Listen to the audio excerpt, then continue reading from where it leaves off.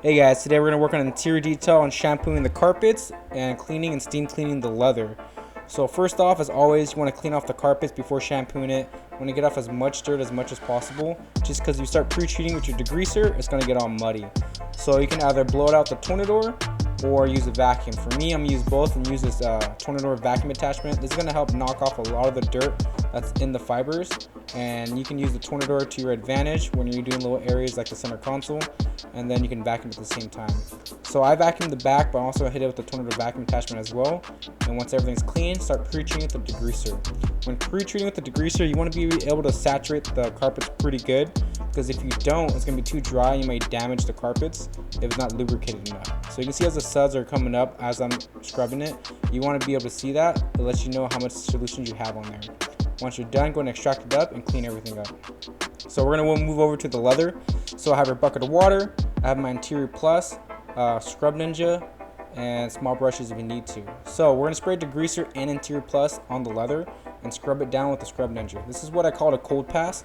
So we're going to do a cold pass and clean the leather. If it's really dirty, you're going to pre-treat it again and come back with a hot pass with the steamer. So make sure you guys wrap the towel around the steamer and quickly scrub it. Do not spend too much time in one area or you would damage and strip the leather itself.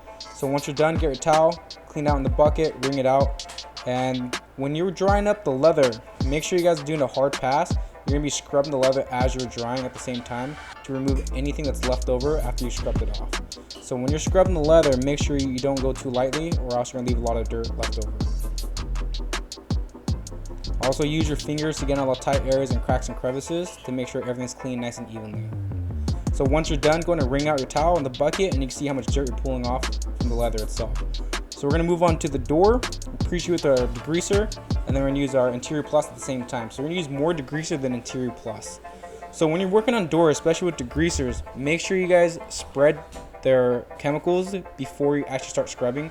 So right now I'm just going to spread everything out really quick to make it nice and even. If you don't do that, most of it's just going to drip off or dry and you may stain the material itself. You don't want to stain the door, especially the plastics. So I'm just really quickly moving around to spread out those chemicals, the Interior Plus and degreaser. And then after that, I'm going to work it in and clean off as much dirt off the door as possible. So you want to take your time and really work it in and make sure that it gets as clean as possible. And once you're done, and then you do the same process, you're going to get your towel and you're going to scrub it down with the towel itself while drying it. If it's really dirty, like I said before, you want to use a little bit of steam, work really fast, not too much, and then just wipe it off once you're done. Be very careful when you're steaming it because it's going to burn you. So when you're working with the towel, you can dunk it in the bucket before you start wiping it off with it, or just start wiping off with it when it's still hot. To get in the small cracks and crevices such as the buttons, cup holders, and things like that, use the tornador, cover your towel with it, and start blasting it out so it doesn't get everywhere. And this is going to help you dry all the tiny areas and scrub any tight areas that you can't reach even with the brush. So as you can see, I'm being very aggressive with the towel and scrubbing everything down with the towel without any chemicals. So these are the results of cleaning everything, all that dirt's in the bucket that came off from the towel. So once you're done, just dump out the bucket and refill your bucket to move on to the next section.